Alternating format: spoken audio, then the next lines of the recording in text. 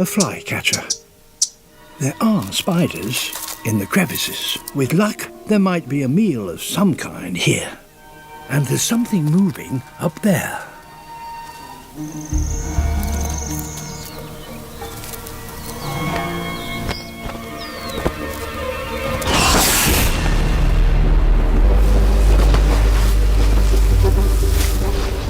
The bird was mistaken. It was a viper with a lethal bite. Its camouflage is so effective that it's almost impossible to see it on these rocks.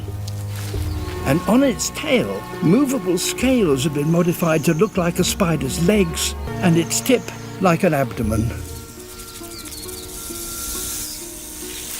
This is the snake's only chance to eat for months. A shrike.